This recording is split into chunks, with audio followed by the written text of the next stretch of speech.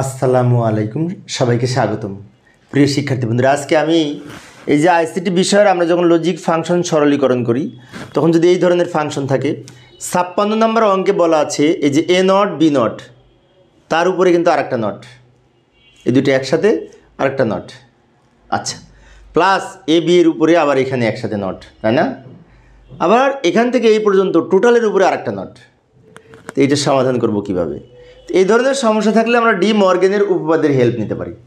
উপরে লম্বা নটগুলি প্রথমে ভাঙার জন্য কি করব, এই যে প্লাসের উপরে কিন্তু এই নটটা আছে, এই প্লাসের উপরে নটটা থাকার কারণে আমরা জানি ডি মর্গেনের যে উপপাদ্য সেখানে বলা আছে এই টোটালটাকে যদি এ ধরি আর এটা যদি বি ধরি তাহলে এ প্লাস বি এর উপরে নট, আর এ প্লাস বি এর উপরে নট মানে কি A not into B not, তাই না?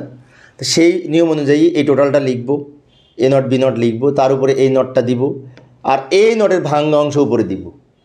এখন এই নটটা ভাঙার কারণে এই যেখান থেকে ভেঙেছি এই প্লাসটা ইন্টু হবে, আবার এ বি নট লিখব আর উপরের নটের এই অংশটা, তাই না? অর্থাৎ ডি মর্গেনের উপপাদ্য অনুযায়ী আমরা এই প্লাসটা ইন্টু হবে আর এই উপরে নটটা ভেঙে এদিকে অর্ধেকের ওদিকে অর্ধেক যাবে। এইবার আর একটা মৌলিক উপপাদ্য আমরা দেখেছি যে পূরকের ক্ষেত্রে এই ডাবল নট থাকলে ডাবল নটে কাটা যেয়ে ওটাই ফিরে পায়। যেমন এ বি এর উপরে ডাবল নট মানে কেটে এ বি বোঝায়, এটা তো আমরা জানি।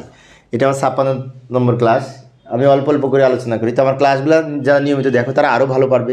এই যে এটা কিভাবে এই লাইনটা আসলাম, এ প্লাস বি এর উপরে যদি নট থাকে তাহলে এই প্লাসটা ইন্টু হবে আর উপরের নটটা ভেঙে দুই খণ্ড হবে। তার মানে কি যোগের পূরক সমান পূরকের গুণফল, এটা বোঝায় ডি মর্গেনের প্রথম উপপাদ্য। এই সূত্র অনুযায়ী আমরা এটা করেছি। পরের অংশে কি করব, এ double not out, A double not out, এইটুকু থাকবে এ নট ইন্টু বি নট, আর এখানে এ বি থাকবে। আচ্ছা, কারণ এই ডাবল নট থাকলে ডাবল নট থাকা না থাকা সমান কথা, ডাবল নটে কাটা যায় আবার এটাই ফিরে পাই আমরা। আচ্ছা, এবার এই পরের অংশে আমরা এই ব্র্যাকেটটা তুলে দেওয়ার জন্য এটা গুণ করে লিখব। এখন গুণ করে যদি লিখি তাহলে এ নট আর এ একসাথে আনতে পারি, এ ইন্টু এ নট, তারপর ইন্টু বি নট। আমি আবারও বলছি, লক্ষ্য করি এই ব্র্যাকেটটা তুলে দেওয়ার কারণে এ আর এ নট একসাথে নিয়েছি আর বি নট আর বি এক জায়গায় রেখেছি, কারণ আমরা জানি এ আর এ নট গুণ করলে 0 হবে, আবার বি আর বি নট গুণ করলে 0 হবে। তাহলে এইটুকুর মানে 0, এইটুকুর মান 0, 0 0 গুণ করে আবার 0। তাই আমরা ফাইনালি এই দুইটার মান 0 লিখতে পারি, কারণ এটার মান 0, এটার মান 0, 0 0 গুণ করে 0।